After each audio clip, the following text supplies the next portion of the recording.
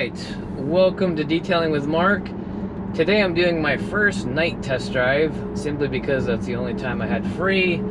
I have rented a 2019 Volvo XC60 T6 all-wheel drive SUV. So it's the mid-size one, obviously with all-wheel drive, and it has the supercharged and turbocharged 4-cylinder engine, which is very interesting. I'll talk more about that in a bit. And as usual, I rented this because we've thought about upgrading to a Volvo for a while. We don't need the big XC90, and I thought, hey, let's check out the XC60 and see if this actually would work out for us. So here we are. Before we get into the review, just a quick note about the exterior. I think this is a really handsome midsize SUV. It looks great in gray with the black interior. The 20-inch wheels really complete the package and the look. I think it looks good from every angle, especially the back, which I don't show here, but it's got these really cool like boomerang taillights. Just a really classy modern look. Love it. The interior is typical Volvo. Nice, comfortable, high quality leather on the seats, great bolstering, nice tactile materials and rubber and plastics used throughout. Just a sense of quality overall. The gauge cluster is really nice, well laid out. The infotainment system is touchscreen. It's really well laid out, pretty easy to use. Just a very comfortable, high-quality interior to sit in. This one didn't have the wood trim, but still quite nice. Also not pictured here are the back seats, which are equally as comfy. Fantastic headroom. Very easy to get a baby or a toddler seat back there, and for the child to stand up, actually. There's so much headroom with the dual panoramic sunroof, with the cloth cover open. My 3-year-old son, who's almost 4 feet tall, could stand up and walk around. That's great. The hatchback is very roomy for a vehicle of this size. You can fit a lot of roller bags in there and many carry-ons. I think plenty for 2 or 3 adults and or baby stuff like strollers and all baby gear or toddler gear. So let's start with my most important category, handling. So I'm going around my usual test route here of some bends, and I'm going to throw into some further bends. So there's 3 components of kind of what I consider handling. There's steering feel, and the steering feel is very light in this car. So you move the wheel, and it's got very little feel. It's light, but it's very precise, very accurate, and the car responds really well. So I prefer heavier steering, but I don't mind the lightness of this because it's so accurate and precise. Throwing it into a bend here, yeah, you definitely feel it lean a bit.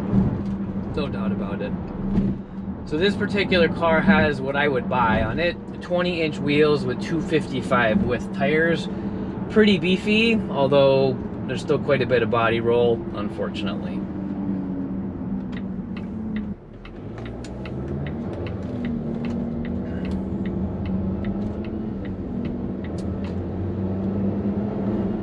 One of my biggest gripes about SUVs is their high center of gravity and the feeling like they're going to tip over when you take hard turns.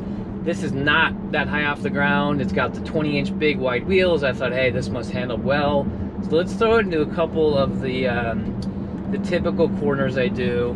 Take them pretty quickly and see how it feels. So, all right, heading into turn 1. And, you know, it takes it just fine. This handles very nimbly. It's the grip that concerns me. Like right now, the grip. So again, throwing it into hard bends, the steering feels very accurate. The tires are wide. I don't feel like the tires are going to break loose. It has what I hate, which is that tipsy SUV feel. It just feels like it's going to tip over. I know it won't, but it feels tipsy. It feels top heavy, and I'm just not a big fan of that. So I think off the bat, that's my biggest gripe, is even a smaller SUV like this, that's, you know, fairly low weight, lower to the ground, lower center of gravity, wide tires, it still has that tipsy school bus feel. I can't seem to get around that with any SUV I drive, but such is life, I suppose.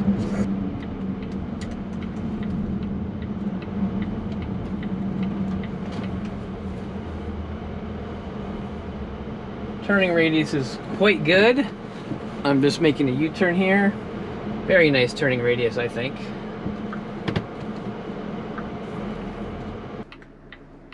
The engine, typical 4-cylinder, high output. It's kind of noisy and clattery, but It pulls really well though.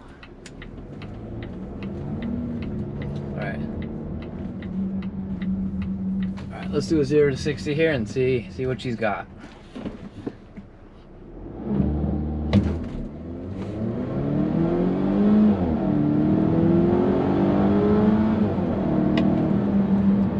Okay, pretty good.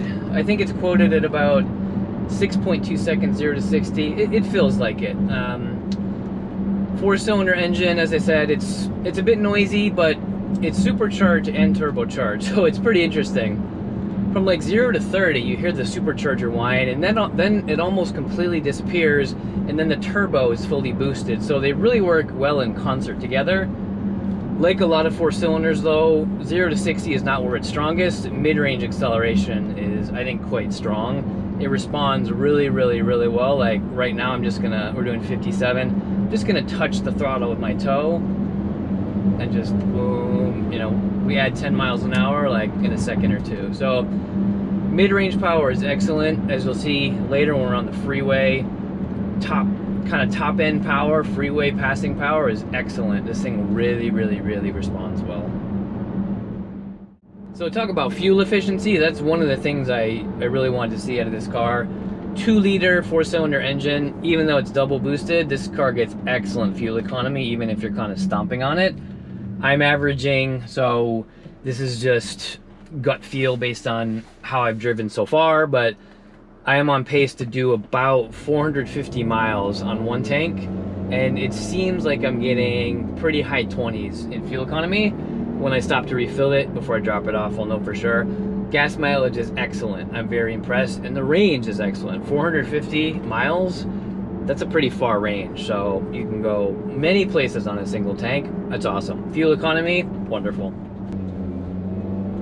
In terms of reliability, you have to wonder about a Volvo 4-cylinder that's both supercharged and turbocharged. It's very high tech, but these are too new. The engine's been out for like 3 years or so. It's too new to really rate that, but you know, logic would tell us there may be some reliability issues down the road, but you know, I guess we'll scratch that one for now just because we don't know for sure. But you know, it's not a Honda or an Acura, obviously. You're not going to get that kind of bulletproof reliability, but who knows? Maybe they'll turn out to be quite reliable. We're doing about 55. I'll merge into the passing lane here so we can check out the freeway passing power. There we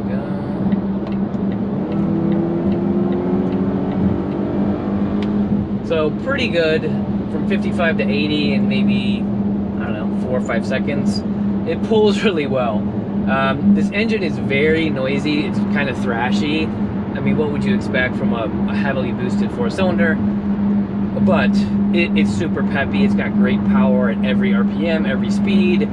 Low end, the supercharger's there. Top end, like just there, what I just did on the freeway. The turbocharger gives you strong top end. And I think it's great, you know? Like right now, I'm just gonna touch the throttle. I just touched the throttle. I'm doing 73, and then boom, I'm doing 83. It's very, very, very responsive on the freeway. You can scoot around and change lanes really quickly. One major con here is, I don't know if it's the 20-inch wheels or just the car itself, but a lot of road noise. You can probably hear in the background all the noise. I'm talking loudly to compensate. It's noisy in here, and when you hit bumps, you feel it and you hear it. And you know, such is the consequence of 20-inch low-profile tires. Is it worth the 20-inch wheels? I don't know. You know, typically you go with the low-profile, wider wheels for great steering feel and better grip, and I think it has great steering feel. The grip is just okay. If I bought one of these, I might actually downgrade to the 19-inch, which is a 235 width, slightly higher profile. It's going to give you a little more cushion, although it's going to be a little more squishy in turns, which I probably couldn't live with, so I guess I'd be stuck with these 20s. I would just try to find a higher quality tire. This rental vehicle has really cheap tires on it, and they're new, but they're cheap. I would probably put a Pirelli, you know, high-performance tire on here. That might give it a little more handling stability and more assured grip, but I think I would have to go with the 20s just because even with those, the handling feels like it's going to tip over, so I wouldn't want to downgrade on the rim size. And I almost forgot to talk about the brakes. The brakes are okay. They have a very hard pedal feel, and I feel like they don't stop as quick as I'd like when I push the pedal. Surprisingly, I would have expected maybe a little more performance brake feel. It's fine, but it doesn't inspire a ton of confidence, honestly. I have to say, in terms of safety, obviously Volvos have 5-star crash test ratings and every possible safety assist you can imagine. I actually had to stop suddenly when a car pulled in front of me today and jammed on its brakes. The Volvo did the emergency braking for me, and it did a fantastic job. I was amazed we stopped in time. I really was. So, you know, it was actually great to be able to test that out. So do I like it? I would probably give it like a 7 or 8 out of 10. It's funny, you know, I do so many reviews where at the end, I just don't know if I would buy it. I'm not sure. It's so weird sometimes, even when you get a car for days. I put 200 plus miles on this car, road tripped it everywhere, took it out windy roads. And, you know, the question, would I buy it? I don't know. I'm leaning towards no, just because for this car, so I'm looking at a 2-year-old one, 2019, 30-ish thousand miles. It's like 40,000. That's a lot of money for a used mid-size Volvo SUV, and it's gonna depreciate like crazy. So I just don't know if it's worth that, to be honest with you. But I mean, do I like it? Yeah, I think it's grown on me in the 200 miles. So there you have it, my quick review. I hope that was helpful. If you enjoyed the video, I'd appreciate a like. Always appreciate a comment, and of course subscribe if you don't want to miss any of my future videos. Thanks again for watching, and we'll see you on the next one.